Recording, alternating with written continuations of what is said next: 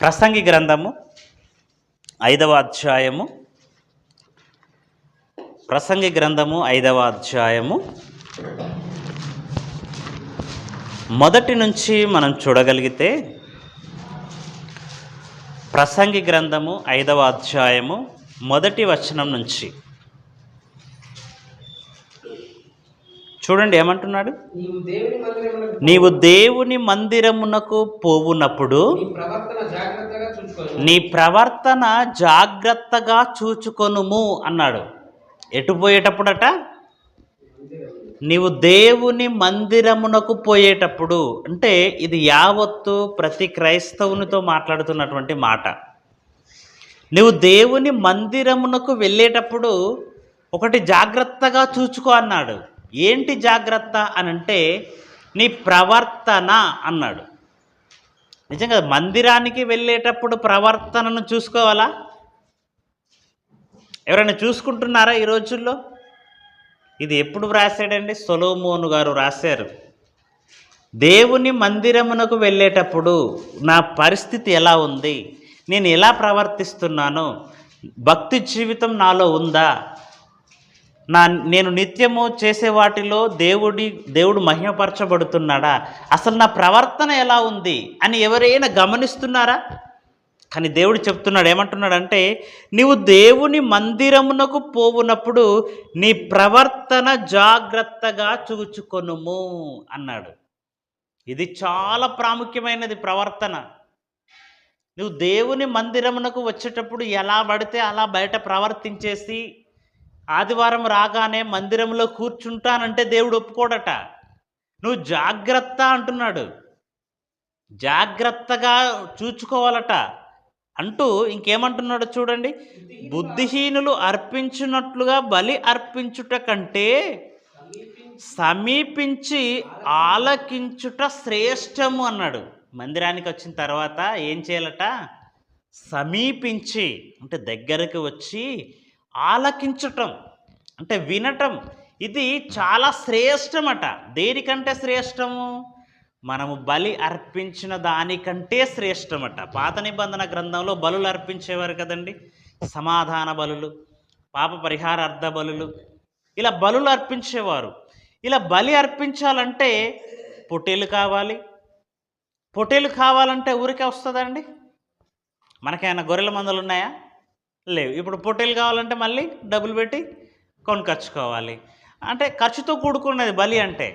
ఇప్పుడు బలి కంటే శ్రేష్టమైనది ఏంటట? సమీపించి ఆలకించుట శ్రేష్టము అన్నాడు. అంటే నువ్వు దగ్గరికి వచ్చి వాక్యాన్ని వింటుంటే ఇది నువ్వు బలి అర్పించిన దానికంటే శ్రేష్టము అన్నాడు. నిజంగా వాక్యం వినటం ఎంత ఇంపార్టెంటో చూడండి. వాక్యం వింటే ఇది చాలా శ్రేష్టమైనది అన్నాడు. ఈరోజు వాక్యానికి ఎవరు చెవినిస్తున్నారు? చాలామంది అండి మందిరానికి వచ్చి కూడా వాక్యానికి చెవినియని వారు ఉంటారు. ఎంతోమంది, 100 మంది కూర్చుంటారు ముందు, కానీ అందులో వాక్యం వినేవారు ఎంతమంది? గేటు దాటి బయటకు వచ్చారంటే ఏం చెప్పారయ్యా ఈరోజు అంటే ఏమీ గుర్తుండదు. అంటే అక్కడ విన్నాడనా వినలేదనా? విని వదిలిపెట్టేశాడు. చాలా జాగ్రత్తగా వినాలట. ఇంకేమంటున్నాడు చూడండి, 2వ వచనం. నీవు దేవుని సన్నిధిని అనాలోచనగా పలుకుటకు నీ హృదయమును త్వరపడనీయక. ఇది కూడా నిజంగా ఎంత చక్కటి జాగ్రత్తలు చెప్తున్నాడు చూడండి. ఒక క్రైస్తవుడుగా, దేవుని కుమారుడుగా నువ్వు మందిరములో ఉన్నప్పుడు నువ్వు పాటించవలసిన నియమ నిబంధనలు అనుకోవాలి ఇవి. ఏమంటున్నాడంటే దేవుని సన్నిధిలో మనం ఉన్నప్పుడు అనాలోచనగా ఉండకూడదట. మనం అనాలోచనగా మాట్లాడకూడదట. నీ నోటిని త్వరపడనీయకుము అంటున్నాడు. నీ నోటిని కాచుకోము. నోటిని కాచుకోవాలా? దేవుని సన్నిధిలో ఉన్నప్పుడు నిజంగా ఎంత డిసిప్లిన్గా ఉండాలంటే చాలా డిసిప్లిన్గా ఉండాలి. ఎందుకంటే దేవుడు ఆకాశమందున్నాడు, మనము భూమి మీద ఉన్నాం. మనం ఏ పట్టి వారమండి? అక్కడ అంటాడు చూడండి, దేవుడు ఆకాశమందున్నాడు, నీవు భూమి మీద ఉన్నావు, కావున నీ మాటలు కొద్దిగా ఉండవలెను. దేవుని సన్నిధిలో దేవుడు ఎలా ఉండమంటున్నాడో చూడండి. ఎందుకు అనాలోచనగా పలకూడదు అని అంటే, సంఘం అంటే నానా రకాలైనటువంటి మనస్తత్వం కలిగిన వాళ్ళు ఉంటారు. ఇందులో బలవంతులు ఉంటారు, బలహీనులు ఉంటారు. అవునా కదండి? ఇప్పుడు వాక్యము చేత బలము పొందిన వారు ఉంటారు, బలము లేని బలహీనులు కూడా ఉంటారు. అంటే వాక్యం నేర్చుకొని వారు ఉంటారు, వాక్యం నేర్చుకున్న వారు ఉంటారు, అందరూ ఉంటారు. కాబట్టి ఇక్కడ మనం నెమ్మదిగానే ఉండాలంట, మనం మాట్లాడకూడదట. ఎందుకు? మన మాటలను బట్టి ఎవరైనా నొచ్చుకోవచ్చు, ఎవరైనా బాధపడవచ్చు, ఇబ్బంది పడవచ్చు. అలా అందుకే మనం నెమ్మదిగా, అసలు త్వరపడి అసలే మాట్లాడకూడదట దేవుని సన్నిధిలో ఉన్నప్పుడు. కొన్ని సంఘాలలో చూస్తేనండి, కొంచెం గ్యాప్ దొరికితే చాలు ఎక్కడోళ్ళు అక్కడ మాట్లాడేస్తూనే ఉంటారు. నాకైతే చాలా ఇబ్బందిగా అనిపిస్తుంది అలా మాట్లాడితే. కొన్ని సంఘాలలో చూస్తూ ఉంటాం. డిసిప్లిన్ అనేది ఉండాలట. మనం దేవుని మందిరంలోకి వచ్చినప్పుడు జాగ్రత్తగా డిసిప్లిన్గా ఉండాలని చెప్తున్నాడు. అలాగే మరికొన్ని మాటలు మనం ఆలోచన చేద్దాం. మత్తయి సువార్త, ఈరోజు యేసుక్రీస్తుల వారు చెప్పినటువంటి ఒక మంచి ఉపమానాన్ని మనం ఈరోజు ఆలోచన చేసుకుందాం. మత్తయి సువార్త 13వ అధ్యాయము. మత్తయి సువార్త 13వ అధ్యాయము ప్రారంభం నుంచి మనం చూసినట్లయితే, ఆ దినమందు యేసు ఇంట నుండి వెళ్ళి సముద్రపు తీరమున కూర్చుండెను. ఆ దినమందు యేసు ఇంట నుండి వెళ్ళి సముద్ర తీరమున కూర్చుండెను. బహుజన సమూహములు తన యొద్దకు కూడి వచ్చినందున ఆయన దోణ ఎక్కి కూర్చుండెను. బహుజన సమూహములు ఆయన యొద్దకు వచ్చారట. బహుజన సమూహములు ఆయన యొద్దకు రాగానే ఆయన ఏం చేస్తాడు? దేవుని వాక్యం చెప్తాడు కదండి, ప్రసంగం చేస్తాడు. ఎందుకంటే యేసుక్రీస్తుల వారు వచ్చింది దేనికి? దేవుని మాటలు చెప్పడానికే ఆయన వచ్చాడు. జన సమూహము కనిపిస్తే చాలు ఆయన ఏం చేస్తాడు? దేవుని మాటలు చెబుతాడు. ఇప్పుడు సముద్ర తీరమునకు వచ్చేసాడట. అక్కడికి చాలామంది వచ్చేసారట. రాగానే ఆయన ఏం చేశాడు? దోణ ఎక్కి కూర్చుండి ఆ జనులందరూ అద్దరిన నిలుచుండి ఉండగా ఏమంటున్నాడు? ఆయన వారిని చూచి చాలా సంగతులను ఉపమాన రీతిగా చెప్పెను. చాలా సంగతులు చెప్పేశాడట. జన సమూహం అంతా ఆయన దగ్గరికి రాగానే ఆయన దేవుని మాటలు చెబుతున్నాడట. దేవుని మాటలు చెబుతున్నప్పుడు నిజంగా చాలామంది వచ్చేసారట. వచ్చినప్పుడు దేవుని మాటలు ఆయన చెబుతున్నాడు. దేవుని మాటలు చెప్పడానికి సిద్ధపడిపోయాడు. ఇక దేవుని మాటలు ఏమని చెబుతున్నాడు? ఎట్లనగా, ఇదిగో విత్తువాడు విత్తుటకు బయలు వెళ్ళెను. విత్తువాడు విత్తుటకు బయలు వెళ్ళెను అన్నాడు. అంటే విత్తనాలు వేసేవాళ్ళు, విత్తనాలు విత్తేవాడు విత్తడానికి బయటకు వెళ్ళాడట. అంటే పొలంలోనికి వెళ్ళాడు విత్తనాలు విత్తడానికి. అలా విత్తుతుండగా 4వ వచనం, విత్తువాడు విత్తుచుండగా కొన్ని విత్తనములు త్రోవ పక్కన పడెను, పక్షులు వచ్చి వాటిని మృంగివేసెను. కొన్ని చాలా మన్ను లేని రాతి నేలను పడెను. అక్కడ మన్ను లోతుగా ఉండనందున అవి వెంటనే మొలిచెను, గాని సూర్యుడు ఉదయించినప్పుడు అవి మాడి వేరు లేనందున ఎండిపోయెను. కొన్ని ముండ్ల పొదల్లో పడెను. ముండ్ల పొదలు ఎదిగి వాటిని అణిచివేసెను అన్నాడు. కొన్ని మంచి నేలను పడి ఒకటి 100 ఒకటి 60 ఒకటి 30 ఫలించెను. చెవులు గలవాడు వినుగాక అని చెప్పాను. ఇక్కడ ఒక మంచి ఉపమానం చెప్తున్నాడండి. ఉపమానం ఏంటంటే, విత్తనములు విత్తేవాడు విత్తుతున్నాడట. విత్తనములు చల్లుతారు కదండి. కొన్ని చల్లినప్పుడు కొన్ని ఎక్కడ పడ్డాయట? త్రోవ ప్రక్కన పడ్డాయట. త్రోవ ప్రక్కన పడినటువంటి ఆ విత్తనాలను ఏం చేశాయి? పక్షులు వచ్చి మృంగేసాయి, ఎత్తుకొని వెళ్ళిపోయాయి. మరికొన్ని విత్తనాలు రాతి నేలన పడ్డాయట. అక్కడ కింద మట్టి లేదు, కొంచెం మాత్రమే మట్టి ఉంది. అది మొలిచింది, కానీ కిందికి వేరు తన్ననందువలన అది సూర్యుడు ఉదయించగానే అది ఎండిపోయింది అన్నాడు. ఇక మరొక విత్తనం గురించి చెప్పాడు. అది ముండ్ల పొదల్లో పడిందట. ముండ్ల పొదల్లో పడితే అది విత్తనం మొలిచింది, కానీ ఆ ముండ్ల పొదలు అణిచివేసాయి, ఎదగలేదు అది. ఇక మరి ఒక విత్తనం అన్నాడు, అది మంచి నేలన పడినటువంటి విత్తనం. ఎన్ని రకాలు చెప్పాడండి ఇక్కడ, గమనించారా? ఎన్ని చోట్ల పడ్డది విత్తనం? 4 చోట్ల పడ్డదండి. ఒకటేమో త్రోవ ప్రక్కన, ఒకటైందా? రెండవది రాతి నేలన పడ్డది, మూడవది ముండ్ల పొదల్లో పడ్డది, నాలుగవది మంచి నేలలో పడ్డది. ఈ మంచి నేలలో పడినటువంటి విత్తనం చక్కగా 100 60 30 ఫలించింది అన్నాడు. నిజంగా ఈ ఉపమానము ఎందుకొరకు చెప్పాడు? అక్కడ వారికి ఉపమానం మాత్రమే చెప్పాడు, వివరణ ఇవ్వలేదు వారికి. తరువాత శిష్యులు వచ్చి అడుగుతారు. శిష్యులు వచ్చేసి, ఆ ఉపమాన భావం ఏంటి, అసలు ఉపమానము లేకుండా నువ్వు చెప్పట్లేదు అడుగుతారండి. కిందికి అదే మాట అడుగుతారు. చూడండి ఒకసారి. తర్వాత శిష్యులు వచ్చి, నీవు ఉపమాన రీతిగా ఎందుకు వారితో మాట్లాడుచున్నావని ఆయనను అడుగగా, ఆయన వారితో ఇట్లా, నేను పరలోక రాజ్య మర్మములు ఎరుగుట మీకు అనుగ్రహింపబడి ఉన్నది కానీ వారికి అనుగ్రహింపబడలేదు. అసలు ఉపమాన రీతిగానే ఎందుకు మాట్లాడుతున్నావు ప్రభువా అని అడిగారు శిష్యులు యేసుక్రీస్తుల వారిని. అడిగితే ఆయన అంటున్నాడు, పరలోక రాజ్య మర్మములు మీకు తెలుసుకోవడానికి, మీకు బయలుపరచడానికి అనుగ్రహింపబడింది కానీ వారికి అనుగ్రహింపబడలేదు. అంటే పరలోక రాజ్యాన్ని గూర్చినటువంటి మర్మములు కొందరికి అనుగ్రహింపబడ్డాయా? ఎంతో జనసమూహం ఆయన ముందు ఉందట, కానీ అందరికీ అనుగ్రహింపబడలేదట. దేవుని మర్మము తెలియాలంటే, పరలోక రాజ్యము గురించి తెలుసుకోవాలంటే మనకు అనుగ్రహము కావాలి దేవునిది. ఈరోజు ఆ అనుగ్రహం పొందుకున్న వాళ్ళమే ఇక్కడ కూర్చున్నాం. మనము దేవుని గురించి తెలుసుకోవడానికి అనుగ్రహింపబడ్డాం, మనకు అనుగ్రహించబడింది. దేవుడు మనకు బయలుపరచాలని అనుకున్నాడు కనుక ఈరోజు మనల్ని ఇక్కడ కూర్చోబెట్టాడు. పరలోక రాజ్యములను గూర్చినటువంటి మర్మములు, ఈ లోకం గురించి మనిషికి తెలిసినా తెలియకపోయినా పెద్ద నష్టమేమీ లేదు. మనకు ఉపయోగపడే వాటి గురించి తెలుసుకుంటే సరిపోతుంది.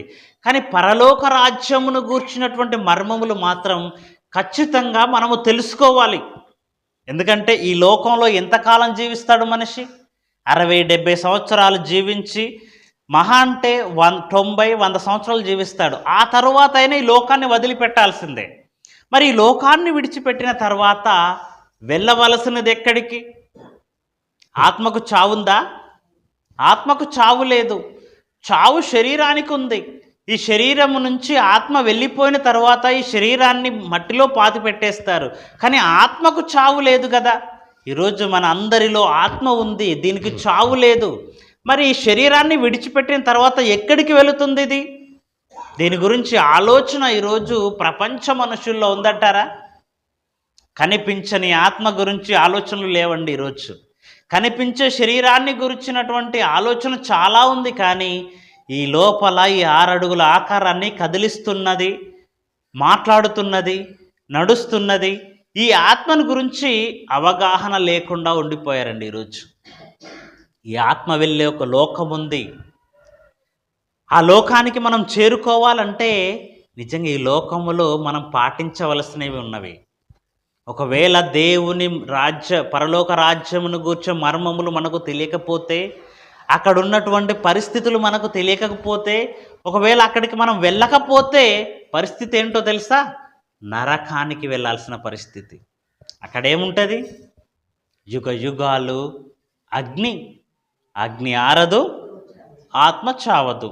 అక్కడ వేతన పడవలసినటువంటి పరిస్థితి ఉంటుంది. మరి నిత్య జీవానికి వెళ్ళాలంటే మనం నేర్చుకోవాలి కదా. నిత్య జీవానికి వెళ్ళాలంటే మనం తెలుసుకోవాలి కదా. పరలోకం వెళ్ళాలంటే, మరో జీవితం మనం పొందుకోవాలంటే మనము నేర్చుకోవడానికి యేసుక్రీస్తుల వారు ఈ లోకానికి వచ్చి అనేకమైన మాటలు తెలియజేశారు. వాటిని పరిశుద్ధ గ్రంథములో పరిశుద్ధాత్మ ద్వారా భక్తులు రాశారు. వాటిని మనం ప్రతినిత్యము ఆలోచన చేయాలి. అలా ఆలోచించినప్పుడు మనకు అర్థమవుతుంది. మరి ఈ యొక్క ఉపమాన భావం ఏంటి ఆలోచన చేద్దామా? అసలు త్రోవ ప్రక్కన ఉండినటువంటి విత్తనం ఏంటి? రాతి నేలన పడినటువంటి విత్తనం ఏంటి? ముండ్ల పొదల్లో పడినటువంటి విత్తనం ఏంటి? అసలు విత్తనం అంటే ఏంటి? ఈ విషయాలు మనం నేర్చుకోవాలి కదండి. ఆ సందర్భాన్ని చక్కగా లూకా గారు వివరిస్తారు. ఒకసారి లూకా సువార్తలోనికి రండి. లూకా సువార్త 8వ అధ్యాయము. లూకా సువార్త 8వ అధ్యాయం 9వ వచనం నుంచి మనం చదవగలిగితే, ఆయన శిష్యులు ఈ ఉపమాన భావం ఏమిటని ఆయనను అడుగగా, ఆయన దేవుని రాజ్య మర్మములెరుగుట మీకు అనుగ్రహింపబడి ఉన్నది, ఇతరులైతే చూచియు చూడక వినయు గ్రహింపక యుండునట్లు వారికి ఉపమాన రీతిగా బోధింపబడుచున్నది. ఈ ఉపమాన భావమేమనగా, ఎంత చక్కగా చెప్తున్నాడండి, ఎంత చక్కగా వ్రాయబడినదో చూడు బైబిల్. ఈ ఉపమాన భావమేమనగా విత్తనము దేవుని వాక్యము అన్నాడు. విత్తనం అంటే ఏంటట? దేవుని వాక్యము. ఎంత చక్కగా చెప్పాడండి. విత్తనాన్ని గూర్చినటువంటి ఉపమానం చెబుతూ అసలు విత్తనం అంటే ఏంటో తెలుసా? అది దేవుని వాక్యము అన్నాడు. మరి నేల, ఈ విత్తనం విత్తాలి కదండి. మరి నేల అంటే ఏంటి? మన హృదయం. కిందికి చెప్తున్నాడు చూడండి. త్రోవ ప్రక్కన నుండి వారు వినువారు గాని నమ్మి రక్షణ పొందకుండునట్లు అపవాది వచ్చి వారి హృదయములో నుండి వాక్యము ఎత్తుకొని పోవును అన్నాడు. హృదయము అట అంటే నేల. విత్తనము విత్తబడిన నేల ఏంటో కాదు, అది మన హృదయమే అన్నాడు. మన హృదయములో వాక్యము విత్తబడుతుందట. ఆ విత్తబడినటువంటి వాక్యాన్ని అపవాది ఏం చేస్తుందట? ఎత్తుకొని వెళ్ళిపోతుందట. దుష్టుడు వచ్చేసి, సాతాను వచ్చేసి హృదయములో విత్తబడిన వాక్యాన్ని ఎత్తుకొని పోతున్నాడట. ఎత్తుకొని పోవట్లేదండి, ఎత్తుకొని పోతున్నాడు. ఎత్తుకొని పోతున్నాడని ఎలా చెప్పగలం? ఈరోజు నిజంగా క్రైస్తవ జీవితంలో మన అనుభవం చాలా ఉంది కదండి. ఎన్నో మాటలు విన్నాం, ఎన్నో ప్రసంగాలు విన్నాం, కానీ అవి ఎంతవరకు మనకు గుర్తున్నాయి? ఎంతవరకు వాటిని మన హృదయంలో భద్రపరుచుకున్నాం? చాలా వరకు మర్చిపోయాం కదండి. మర్చిపోతారు, చాలామంది మర్చిపోతారు. మరి మర్చిపోవటం అంటే ఏంటో కాదు, మీరు జాగ్రత్త పడకపోవటం. అది జాగ్రత్త పడకపోతే పరిస్థితి ఏంటో తెలుసా? అపవాది వచ్చి వాడు ఎత్తుకొని వెళ్ళిపోతాడు. ఎటైనా ప్రయాణమై వెళ్ళినప్పుడు మనం ఏదైతే మన వెంట తీసుకెళ్ళాల్సిన బ్యాగులు ఏవైతే ఉన్నాయో, మనం వాటి విషయంలో ఏదైనా రైల్వే స్టేషన్లో కానీ బస్ స్టాండ్లో కానీ ఉన్నప్పుడు జాగ్రత్తగా చూసుకోవాలి. వాటిని జాగ్రత్తగా మనం చూసుకోలేదనుకో, దొంగవాడు వచ్చేసి ఏం చేస్తాడు? ఎత్తుకెళ్ళిపోతాడు. అక్కడక్కడ అంటేసి రాసి పెడుతూ ఉంటారు, ఎవరి సామానులకు వారే బాధ్యులు, దొంగలు ఉన్నారు జాగ్రత్త అని అక్కడక్కడ మనకు రాసి పెడతారు. చూస్తూ ఉంటాం. వాటిని చూడగానే మన సామాన్లు చూసుకుంటాం, అన్నీ ఉన్నాయా లేదా అని. అంటే ఒక వస్తువుల విషయంలో చాలా జాగ్రత్త ఉంటుంది. అది ఎవరి సామానులకు వారే బాధ్యులు అని రాసిపెట్టి ఉంటారు. మరి ఎవరు వాక్యం వింటే వారే బాధ్యులా కాపాడుకోవడానికి? అవును కదండి. నువ్వు వాక్యం వింటే ఇంకొకరు ఏమైనా కాపలాగా ఉంటారా? లేదు. ఎవరు వాక్యం వింటే వారే కాపాడుకోవలసినటువంటి బాధ్యత కూడా వారిదే. ఒకవేళ కాపాడుకోకపోతే పరిస్థితి ఏంటట? సాతాను వచ్చి ఎత్తుకొని వెళ్ళిపోతాడా? ఏంటి సాతాను వచ్చి వాక్యాన్ని ఎందుకు ఎత్తుకెళ్ళిపోవాలి వాడు?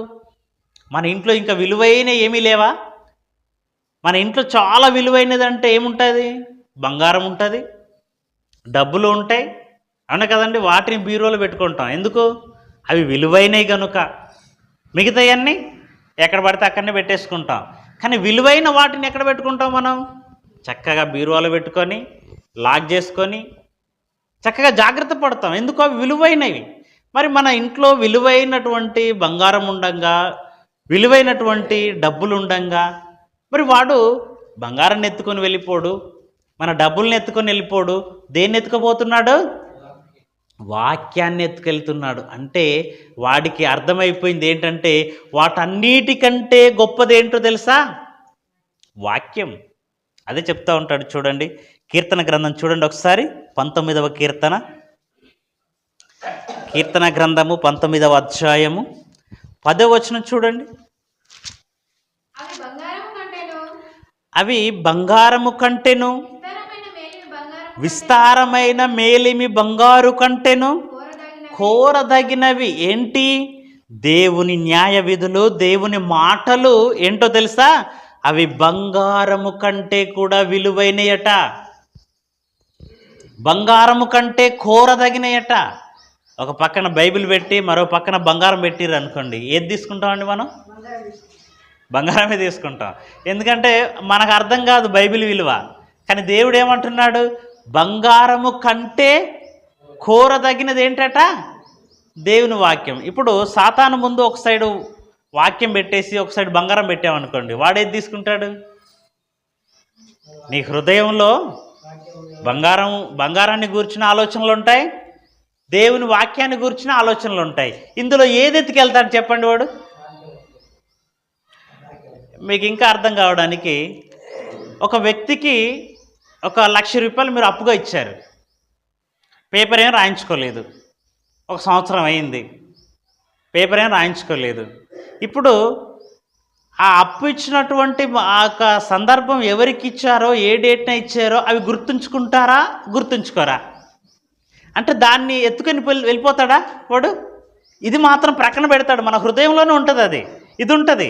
అదే సంవత్సరం కింద వాక్యం వింటాం మనం, అది గుర్తుంటుందా? అంటే మన హృదయంలోనే ఉంటాయి ఇవి రెండు, ఈ రెండు మన హృదయంలోనే ఉంటాయి. అందులో ఈ డబ్బుల విషయాన్నేమో మనలోనే ఉంచుతాడు. వాడు ఏం ఎత్తుకెళ్ళిపోతాడు? వాక్యానికి సంబంధించిన వాక్యాన్ని. అంటే వాడికి విలువైనది ఏంటి అసలు? డబ్బుల విషయమా? డబ్బు విలువైందా వాడికి? కాదు. అంటే వాక్యము ఈ డబ్బు కంటే విలువైనది. ఈ డబ్బుల విషయం నాకెందుకు, అది వాళ్ళ హృదయంలోనే విడిచిపెట్టేస్తాను. ఇప్పుడు వాళ్ళ హృదయంలో డబ్బుల కంటే విలువైనది ఉన్నది, అదేంటి? దేవుని వాక్యం. దీన్ని ఎత్తుకెళ్ళిపోవాలి. నిజంగా వాడికి తెలిసిపోయిందండి. దేవుడు కూడా ఏమంటున్నాడు? దేవుని వాక్యం ఎటువంటిదట? 10వ వచనం 19వ అధ్యాయము. అవి ఇంకా పైనుంచి మనం 8వ వచనం చూడండి. యెహోవా ఉపదేశములు నిర్దోషమైనవి, అవి హృదయమును సంతోషపరచును. యెహోవా ఏర్పరిచిన ధర్మము నిర్మలమైనది, అది కన్నులకు వెలిగిచ్చును. యెహోవా యందైన భయము పవిత్రమైనది, అది నిత్యము నిలుచును. యెహోవా న్యాయ విధులు సత్యమైనవి, అవి కేవలము న్యాయమైనవి. అవి బంగారము కంటెను, విస్తారమైన మేలిమి బంగారము కంటెను కోరదగినవి. తేనె కంటెను, జుంటి తేనె దారల కంటెను మధురమైనవి. ఏంటండి? దేవుని ఉపదేశము ఎంత గొప్పదో చెబుతున్నాడు. దేవుని వాక్యం ఉంటే మనిషి హృదయం ఎంత సంతోషపరచబడుతుందో చెబుతున్నాడు. ఇలాంటి విలువైనటువంటి వాక్యం ఏమైపోతుందట? ఎత్తుకొని వెళ్ళిపోతున్నాడట. ఇంకొక మాట కూడా చూద్దామా? కీర్తన గ్రంథం 119వ అధ్యాయము. కీర్తన గ్రంథం 119వ అధ్యాయము 103వ వచనం చూడండి ఒకసారి. కీర్తన గ్రంథము 119వ అధ్యాయము 103వ వచనం. నీ వాక్యములు నా జీవకు ఎంతో మధురములు, అవి నా నోటికి తేనె కంటెను తీపిగా ఉన్నవి. నీ ఉపదేశము వలన నాకు వివేకము కలుగును, తప్పు మార్గములన్నీ నాకు అసహ్యములాయను అన్నాడు. నిజంగా దేవుని వాక్యం ఎటువంటిదటండి? నా జీవకు మధురమట, జుంటి తేనె దారల కంటే తీపిగా ఉన్నదట దేవుని వాక్యం. అంత గొప్పది. ఈరోజు అన్నిటికంటే మధురమైనది ఏదైనా ఉన్నదా అంటే అది తేనె. దానికంటే మధురమైనది ఏంటట? దేవుని వాక్యం అన్నాడు. నిజంగా ఇలాంటి వాక్యాన్ని మనం ఏం చేయాలి? భద్రపరుచుకోవాలి. ఇలాంటి వాక్యం నిజంగా మా దేవుడు మనకు వినే భాగ్యం ఇచ్చాడండి, ఇచ్చాడు. 30వ వచనం 130వ వచనం చూడండి. నీ వాక్యములు వెల్లడి అగుడ తోటనే వెలుగు కలుగును, అవి తెలివి లేని వారికి తెలివి కలిగించును అన్నాడు. తెలివి పుట్టించే మాటలు, బంగారము కంటే గొప్పవైన మాటలు, తేనె కంటే మధురమైన మాటలు ఈరోజు దేవుడు ఎవరి హృదయంలో విత్తుతున్నాడు? అవి క్రైస్తవుల హృదయములో విత్తుతున్నాడట. ఈ విత్తిన వాక్యము ఏమైపోతుంది? ఎత్తుకొని వెళ్ళిపోతున్నాడట సాతాను. అందుకేనండి ఈరోజు జీవితాలు బాగుపడట్లేదు, వాక్యాన్ని అనుసరించట్లేదు, దేవునికి ఇష్టమైన జీవితం జీవించట్లేదు అని అంటే కారణం ఏంటో తెలుసా? వాక్యం హృదయంలో లేదు. వాక్యం హృదయంలో ఉంటే మన నడతల్లో అది ఉంటుంది. వాక్యం హృదయంలో ఉంటే మన ప్రతి ప్రవర్తనలో మనం భయపడతాం, దేవునికి వాక్యాన్ని విలువనిస్తాం. ఈరోజు కొంతమంది అండి తప్పు చేయడానికి భయపడతారు, అబద్ధం ఆడడానికి భయపడతారు. అంటే ఎందుకు భయపడుతున్నారు? ఆ భయం ఎక్కడి నుండి వచ్చిందో తెలుసా? లోపల దేవుని మాటలు గద్దిస్తూ ఉంటాయి. ఏదైనా అబద్ధం చెప్పాలంటే మనస్సాక్షి గద్దిస్తూ ఉంటుంది. ఏదైనా తప్పు చేయాలంటే వాక్యం అడ్డుపడుతూ ఉంటుంది.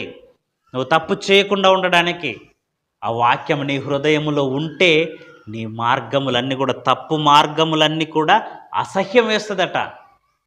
దేవుని వాక్యం మన హృదయంలో ఉంటే తప్పు మార్గాలకు మనం వెళ్ళిపోమట. ఎంత చక్కని మాటలండి ఇవి. మన హృదయంలో ఉండాలి. ఒకవేళ మనం జాగ్రత్త పడలేదా? యాకోబు రాసిన పత్రిక చూడండి. యాకోబు రాసిన పత్రిక 1వ అధ్యాయము 22వ వచనం చూడండి. యాకోబు రాసిన పత్రిక 1వ అధ్యాయం 22వ వచనం ఏమంటున్నాడు? మీరు వినువారు మాత్రమయ్యుండి మిమ్మును మీరు మోసపుచ్చుకొనకుండా వాక్య ప్రకారము ప్రవర్తించువారునై ఉండండి అంటున్నాడు.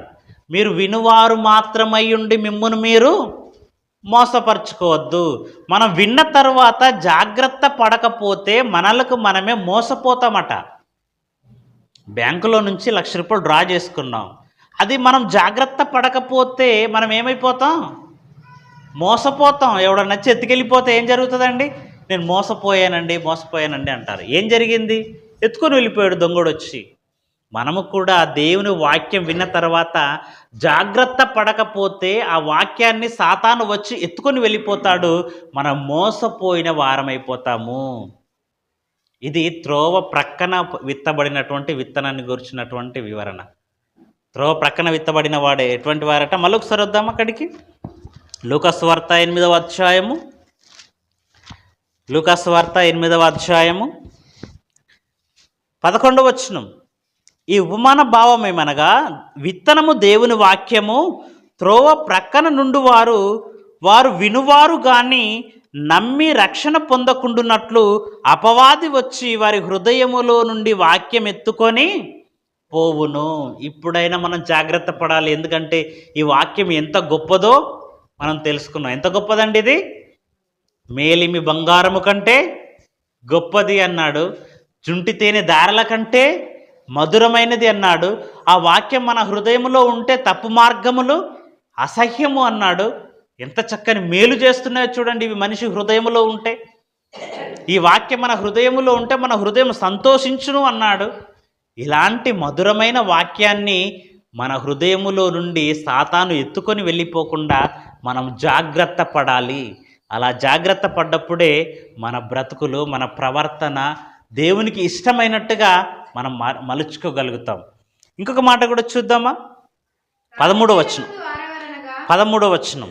రాతి నేల నుండి వారెవరనగా వినునప్పుడు వాక్యము సంతోషముగా అంగీకరించువారు కానీ వారికి వేరు లేనందున కొంచెము కాలము నమ్మి శోధన కాలమున తొలగిపోవుదురు.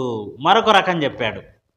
మొదటిదేమో త్రోవ ప్రక్కన విత్తబడిన వారు అన్నారు. రెండవది రాతి నేలన విత్తబడిన వారు. ఇలాంటి వారు ఎవరు అంటే వాక్యం వింటారట. వాక్యం విని చాలా సంతోషంగా ఉంటారు, చాలా హ్యాపీగా వారి జీవితం కొనసాగుతుంది. కానీ ఏదైనా ఒక సమస్య రాగానే, ఏదైనా ఒక కష్టం రాగానే, ఏదైనా ఒక ఇబ్బంది రాగానే వారు ఏమైపోతారట? తొలగిపోతారట.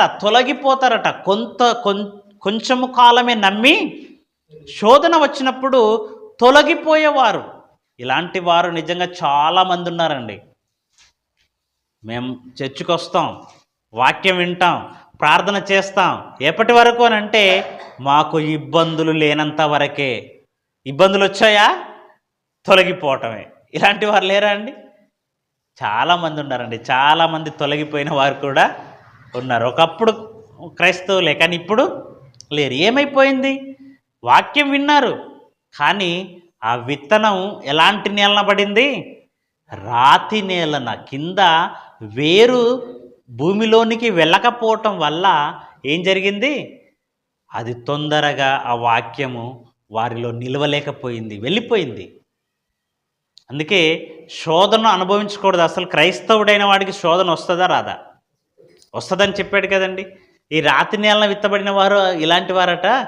శోధన రాగానే ఆ దేవుడొద్దు, ఎందుకంటే ఈ లోకంలో శోధనలు, ఇబ్బందులు, కష్టాలు, శ్రమలు ఉన్నాయనే యేసుక్రీస్తు దగ్గరికి వచ్చాం. మరి ఇక్కడ కూడా శ్రమలు ఉంటే, ఇక్కడ కూడా శోధన ఉంటే ఇక ఇక్కడ ఉండేది ఎందుకు? లోకంలో ఉన్నది బెటర్ అన్నట్టుగా వెళ్ళిపోతున్నారు.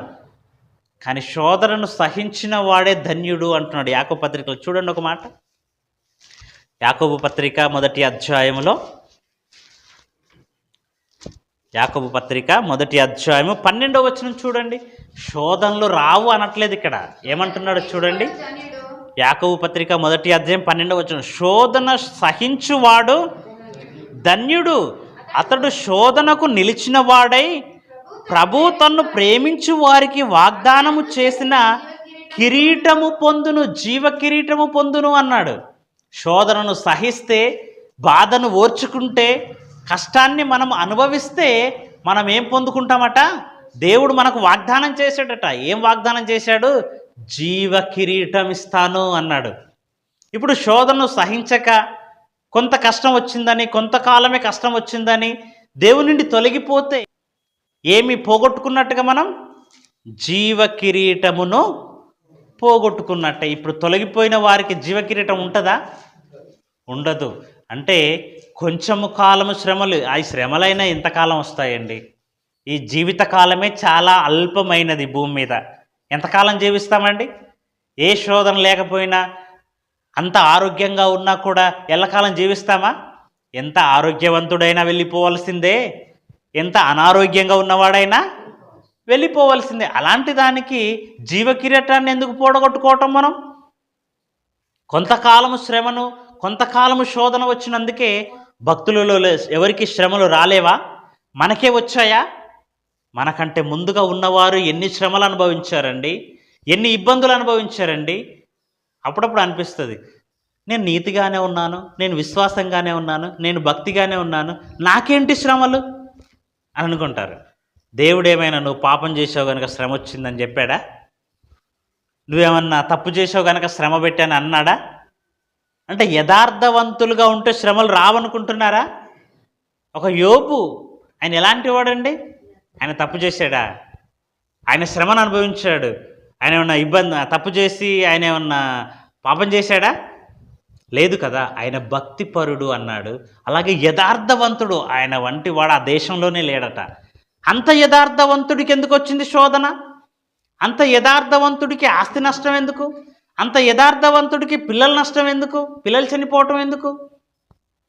ఆయన తప్పు చేశాడేనా? ఈరోజు కూడానండి శోధన వచ్చింది కనుక, కష్టం వచ్చింది కనుక వాళ్ళు ఏదో తప్పు చేశారు అనటం చాలా పొరపాటది. దేవుడు పరీక్షిస్తున్నాడు, అందులో దాన్ని సహిస్తే ధన్యులైపోతారు. యేసుక్రీస్తు కూడానండి ఎన్ని కష్టాలు అనుభవించాడండి, ఎన్ని ఇబ్బందులు అనుభవించాడు, ఎన్ని శ్రమలు, ఎన్ని దెబ్బలు, ఎన్ని తిట్టులు, ఎన్ని సుట్టిపొట్టు మాటలు ఎన్ని అనుభవించాడండి. అవన్నీ అనుభవించాడంటే యేసుక్రీస్తు ఆయన తప్పు చేశాడా? లేదు. ఈరోజు కూడానండి శ్రమలు వస్తున్నాయనంటే నేనేదో పాపం చేశాను అనుకోవటం కాకుండా, ఈ శ్రమలలో, ఈ బాధల్లో, ఈ ఇబ్బందుల్లో దేవుడు ఇవన్నిటి నుండి బయటకు తీసుకురావడానికి దేవునికి ప్రార్థన చేయాలి, దేవునికి మొరపెట్టుకోవాలి.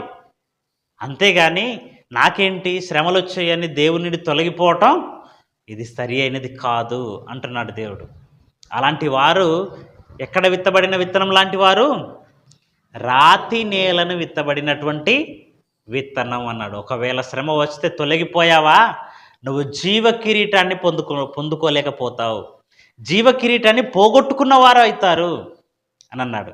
ఇంకా మరొకటి చూద్దామా? లూకాసు వార్తకు రండి. మళ్ళీ లూకాసు వార్త 8వ అధ్యాయము, లూకాసు వార్త 8వ అధ్యాయము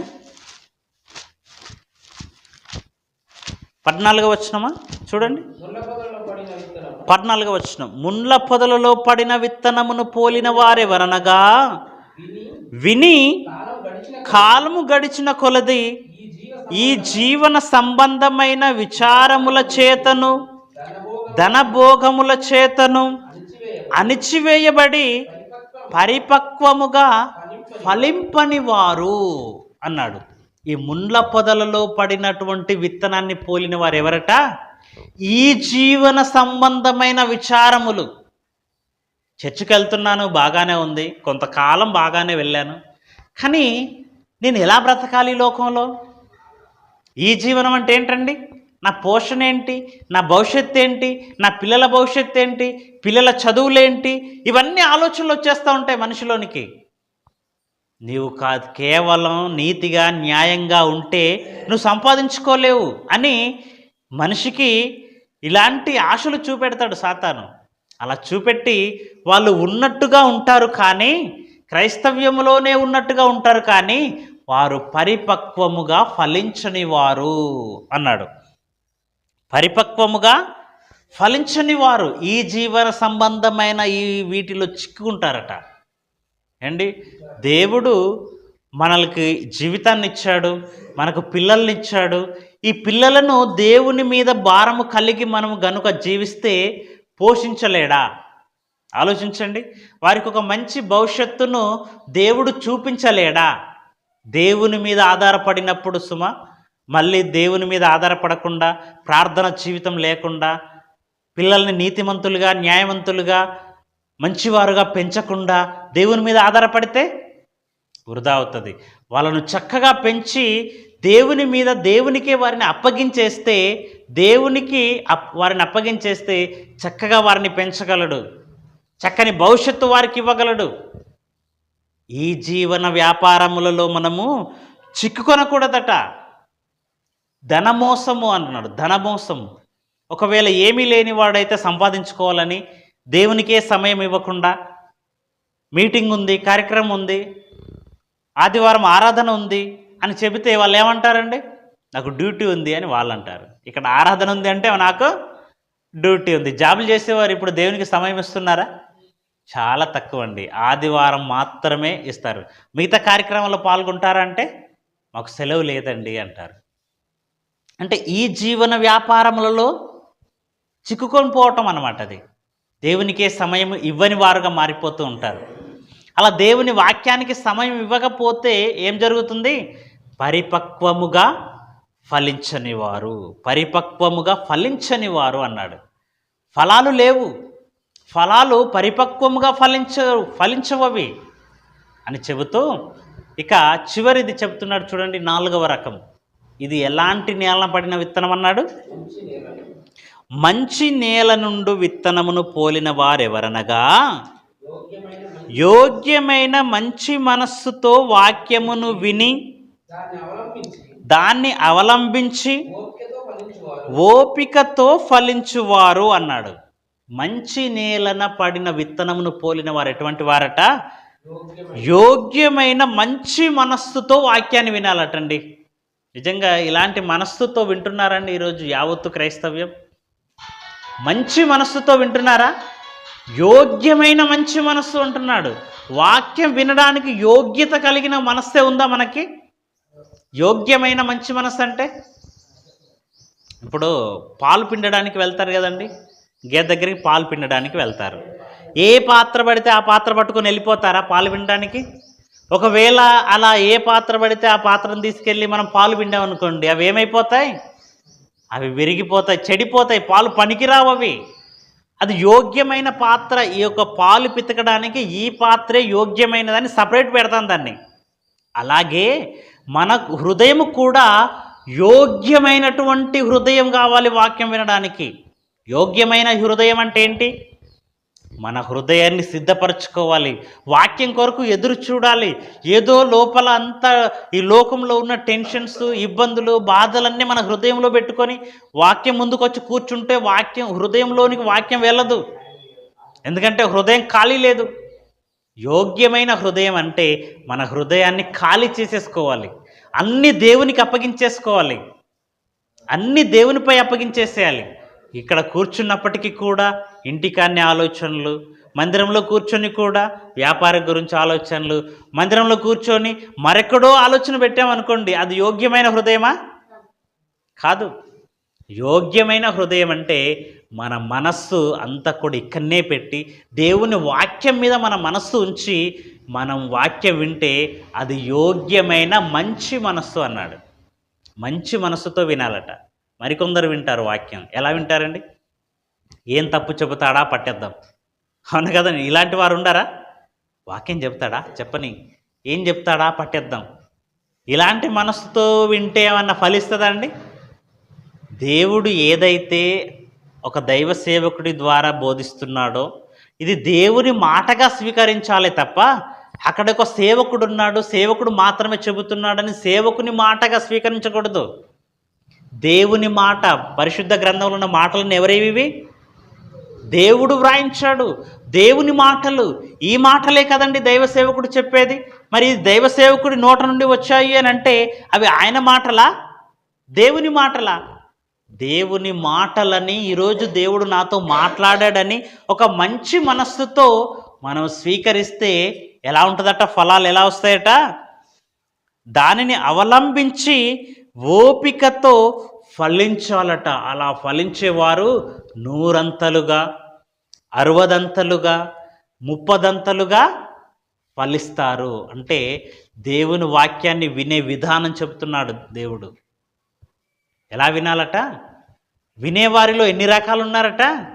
4 రకాలు ఉన్నారు కదండి. వినేవారిలో 4 రకాలుగా ఉన్నారు. విని విడిచిపెట్టేవారు ఒక రకం, విన్న తర్వాత అణిచివేయబడినది ఇంకొక రకం, విన్న తర్వాత కొంచెం సేపే మనం సంతోషంగా ఆనందంగా ఫీల్ అయ్యి ఆ తర్వాత వదిలిపెట్టిన వారు కొందరు, ఇక విన్న తర్వాత వాక్యం ప్రకారంగా ప్రవర్తించేవారు కొందరు. అంటే వాక్యం చెబుతుంటే సంఘాలలో ఇలాంటి 4 రకాలుగా ఉండేవాళ్ళు ఉంటారా? ఉంటారు. మరి ఇలాంటి వారిలో మనం ఎలాంటి వారిగా ఉండాలి? 4 రకాలలో ఇదిగో చివరిని చెప్పాడు చూడండి, యోగ్యమైన మంచి మనస్సుతో వాక్యం విన్నారని. అలా యోగ్యమైన మంచి మనస్సుతో దేవుని మాటలు మనం వింటే మనం ఫలిస్తాం. మన దగ్గర ఫలాలు ఆశిస్తున్నాడు దేవుడు. ఫలాలు కావాలంటున్నాడు. ఒక మొక్క ఒంటిగానే ఉంటే దాన్ని ఎవరైనా కాస్తారండి? దాన్ని ఎవరైనా పెంచుకుంటారా? మనం ఒక మొక్క పెట్టామంటే దాని నుంచి ఫలాలు ఆశిస్తూ ఉంటాం. ఒక మామిడి మొక్క పెట్టాం, 5 సంవత్సరాల తర్వాత ఫలాలు ఆశిస్తాం. 6వ సంవత్సరం చూస్తాం, ఫలించలేదనుకో 7వ సంవత్సరం చూస్తాం. ఆ తర్వాత ఏం చేస్తాం? దీనివల్ల నేల వ్యర్థం, మనం కొట్టేస్తాం, దాన్ని తీసేస్తాం, అక్కడ నుంచి మరొక చెట్టు పెట్టేస్తాం. అక్కడ ఫలాలు ఆశించే మనం ఒక మొక్క పెడతాం. అలాంటిది ఈరోజు భూమి మీద దేవుడు మనకు ఆరోగ్యాన్ని, ఆయుష్ను, తన కష్టార్జితాన్ని, ఈ యొక్క ప్రకృతిని మనకిచ్చాడంటే మన వల్ల దేవుడు ఏం ఆశిస్తున్నాడు? ఫలాలు కావాలి, మీరు ఫలించాలి అంటున్నాడు. మరి ఫలాలు ఫలించాలంటే మనం ఎలాంటి మనసుతో వినాలట వాక్యం? యోగ్యమైన మంచి మనసుతో మనం వాక్యాన్ని వినాలట. ఇంకొక ఉపమానాన్ని కూడా మనం చూద్దామండి. ఇదే లూకాసు సువార్తలో 13వ అధ్యాయములో అంజూరపు చెట్టును గూర్చినటువంటి ఉపమానం చెబుతుంటాడు యేసుక్రీస్తుల వారు. లూకాసు సువార్త 13వ అధ్యాయము 6వ వచనం నుంచి. మరియు ఆయన వారితో ఈ ఉపమానము చెప్పెను, ఒక మనుష్యుని ద్రాక్ష తోటలో అంజూరపు చెట్టొకటి నాటబడి ఉండెను. ఒక ద్రాక్ష తోటలో అంజూరపు చెట్టు నాటబడి ఉన్నదట. ఇక అతడు దాని పండ్ల వెదకు వచ్చినప్పుడు ఏమీ దొరకలేదు. చెట్టు నాటినప్పుడు పళ్ళను ఆశిస్తారు కదండి ఎవరైనా సహజంగా. ఈరోజు మనము కూడా ఒక చెట్టు నాటామంటే, ఒక జామ చెట్టు పెట్టామంటే దాని నుంచి ఫలాలు ఆశిస్తాం. అలాగే ఇక్కడ ఒక ఉపమానం చెబుతూ ద్రాక్ష తోటలో అంజూరపు చెట్టు ఉందట. దాని యజమానుడు వచ్చేసి ఫలాలను వెతుకుతున్నాడట, కానీ ఆకులు తప్ప మరేమీ దొరకట్లేదట. ఫలాలు వెతకవచ్చుచున్నాడు, అంజూరపు చెట్టున ఫలాలు వెతకవచ్చుచున్నాడు, కానీ ఏమీ దొరకలేదు. దీనిని నరికి వేయమని, దీని వలన ఈ భూమి ఎలా వ్యర్థమైపోవాలనని ద్రాక్ష తోటమాలితో చెప్పెను. ఇక్కడ దేవుడు కూడా ఫలాలు వెతకవచ్చుచున్నాడట. ఇక్కడ ద్రాక్ష చెట్టు అనగానే ఎవరు అనుకున్నారు? మనమేనండి. చెట్టుతో పోల్చాడు. యజమానుడు అంటే ఎవరు? దేవుడు. పనులు వెతికేవాడు, ఫలాలు ఆశించేవారు ఎవరు? దేవుడు. ఇక్కడ తోటమాలు ఎవరు? ఈ తోటమాలి ఏమంటున్నాడో చూడండి, కిందకి ద్రాక్ష తోటమాలితో చెప్పాడట. ఏమనంటే, ఈ చెట్టు వల్ల ఈ నేల ఎలా వ్యర్థమైపోతుంది, దీన్ని తీసివేసేయి అన్నాడట. అంటే ఇక్కడ ద్రాక్ష తోటమాలి ఏమంటున్నాడు, అయితే వాడు, అయ్యా నేను దాని చుట్టూ త్రవ్వి ఎరువు వేయి మట్టుకు ఈ సంవత్సరము కూడా ఉండనిమ్ము అని అన్నాడు. లేని ఎడల ఈ సంవత్సరం గనక ఫలిస్తే సరి, లేని ఎడల నరికించి వేయు అంటున్నాడు. అంటే యేసుక్రీస్తుల వారు మన పక్షాన దేవుడి కోపం వచ్చినప్పుడు ఎన్ని సంవత్సరాలు వెళ్ళినా, ఎన్ని సంవత్సరాలు వాక్యం విన్నా అసలు ఫలాలే లేవు, నేను తీసేస్తానన్నప్పుడు యేసుక్రీస్తు ఏమంటున్నాడో తెలుసా? అయ్యా ఈ సంవత్సరం కూడా ఉండనేమో, నేను ఒక మంచి బోధకునితో నేను దేవుని వాక్యాన్ని వినిపిస్తాను. మనసు మార్చుకున్నాడా సరి, మంచి మార్గములలో నడిచాడా సరి, లేదంటే నీ ఇష్టము. నిజంగా ఈరోజు మనము సజీవులుగా ఆరోగ్యంగా మనం ఉన్నాము అని అంటే యేసుక్రీస్తుల వారు మన గురించి మొరపెడుతున్నారు. ఈ సంవత్సరం కూడా ఉండనిమ్ము. మనం మనసు మార్చుకున్నాం, మనం మనసు మార్చుకొని ఫలాలు ఫలిస్తున్నాము కనుక మనం ఈరోజు బ్రతికి భూమి మీద సజీవులుగా ఉన్నాం. ఒకవేళ మనమే గనుక దేవుడిచ్చిన కాలాన్ని వృధా చేసుకొని దేవుని కొరకు మనం ఫలాలు ఫలించకపోతే పరిస్థితి ఏంటో తెలుసా? దేవుడు క్షమించడు, తీసివేస్తాడు. దేవుని ఉగ్రతకు, దేవుని కోపానికి లోనవుతాం మనం. ఒకవేళ పక్కన విత్తబడిన విత్తనంలాగా మనం ఉంటే, వాక్యం మన హృదయంలో విత్తబడిన తర్వాత వెంటనే మనం విడిచిపెట్టేస్తే, దాని వలన ఫలాలేమి లేకపోతే మన పరిస్థితి ఏంటి? నరికివేయటమేనా? అంతే కదండి. మరి ఫలాలు లేని చెట్టుని ఎంతకాలం ఉంచుకుంటాం? నరికివేస్తాం. యోహాను సువార్త 15వ అధ్యాయంలో చూడండి ఒకసారి ఏమంటున్నాడు. యోహాను సువార్త 15వ అధ్యాయము ప్రారంభపు వచనాలు. యోహాను సువార్త 15వ అధ్యాయం ప్రారంభ వచనం. నేను నిజమైన ద్రాక్షవల్లిని, నా తండ్రి వ్యవసాయకుడు. చెబుతున్నాడండి, నేనేమో నిజమైన ద్రాక్షవల్లిని, నా తండ్రి వ్యవసాయకుడు. నాలో ఫలింపని ప్రతి తీగెను ఆయన తీసి పారవేయును. ఎంత చక్కగా చెప్పాడండి, ఎంత చక్కగా పోల్చి చెప్పాడో చూడండి. వాక్యం విన్న తరువాత, యేసుక్రీస్తుతో మనం అంటుకట్టబడిన తరువాత మనం ఫలించాలట. ఫలించని ప్రతి తీగెను ఆయన తీసి పారవేయును. ఫలించు ప్రతి తీగె మరి ఎక్కువగా ఫలింపవలెనని దానిలోని పనికిరాని తీగలను తీసివేయును. ఫలించే తీగను ఇంకా ఎక్కువగా ఫలించాలని పనికిరాని తీగలు తీసివేస్తాడట. అప్పుడప్పుడు మనం కూడానండి, మనం మొక్కలు నాటినప్పుడు ఆ మధ్యలో పనికిరాని చెట్లు మొలుస్తాయి కదండి, వాటిని ఏం చేస్తాం? తీసేస్తాం. వాటిని తీసేయటం వల్ల ఈ మొక్క ఇంకా ఎక్కువ ఎదిగి ఎక్కువగా ఫలిస్తుంది. ఈ పనికిరాని మొక్కల్ని కూడా అలాగే ఉంచేసాం అనుకోండి, ఎలా ఉంటుందండి? పైరు వస్తుందా మనకి? మొక్క ఎదుగుతుందా? ఎదగదు. ఫలించితే ఉంచుతానంటున్నాడు, ఇంకా ఎక్కువగా ఫలించాలి అంటున్నాడు. ఫలించని దాన్ని తీసివేస్తాను అంటున్నాడు. నిజంగా ఎంత మంచి దేవుడండి. నువ్వు ఫలించావా, నీకు ఇంకా సహాయం చేస్తానంటున్నాడు. నీవు ఆత్మల కొరకు ప్రయాసపడుతున్నావా, నీ జీవితంలో నీ ప్రవర్తనలో యేసుక్రీస్తును దేవుణ్ణి మహిమపరుస్తున్నావా, అయితే నీకు ఇంకా ఫలించడానికి దేవుడు మంచి మంచి వాక్యాలు, నిన్ను దేవుడు ఆశీర్వదించి ఇంకా ముందుకు తీసుకెళ్తానంటున్నాడు. ఒకవేళ ఫలించలేదా, తీసివేస్తానంటున్నాడు. నిజంగా ఎలా చెప్తున్నాడు చూడండి. ఇంత మంచి మాటలు మనకు పరిశుద్ధ గ్రంథంలో విన్నప్పుడు, వాక్యం వినటం వల్లే మనం ఫలిస్తాం అన్నప్పుడు, ఎందుకు వాక్యాన్ని మనం భద్రపరచుకోకూడదు చెప్పండి? ఎందుకు మంచి యోగ్యమైన మనస్సుతో మనం వినకూడదు చెప్పండి? వినాలి. అలా విని ఫలించి దేవునికి ఉపయోగకరంగా, సమాజానికి ఉపయోగకరంగా, అనేకులను నరకంలో నుండి తప్పించడానికి అగ్నిలో నుంచి కొందరినైనా లాగినట్టుగా నిత్య జీవంలోనికి లాగుతూ దేవుణ్ణి మహిమపరుస్తూ, మనకు దేవుడిచ్చిన ఆయుష్కాలం అంతా దేవుని కొరకే బ్రతుకుతూ ఈ లోకంలో మనం ఉంటే దేవుడిచ్చే పరలోకాన్ని మనం పొందుకుంటాం. ఈ కొద్ది మాటలు దేవుడు దీవించునుగాక. ప్రార్థించుకుందాం. పరిశుద్ధుడా, మా ప్రియ పరలోకపు తండ్రి, కొన్ని మాటలు తండ్రి మీ పిల్లలకు చెప్పాను. యేసుక్రీస్తుల వారు తను చెప్పినటువంటి ఉపమానాలు తండ్రి, విత్తనము 4 చోట్ల విత్తబడినట్టుగా, అందులో మంచి నేలన పడినటువంటి విత్తనములాగా తండ్రి మేము ఉండులాగున మీరు సహాయం చేయండి.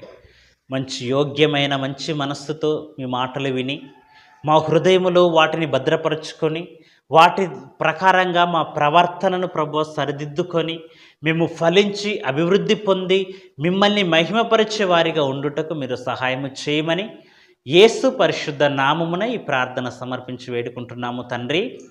ఆమేన్.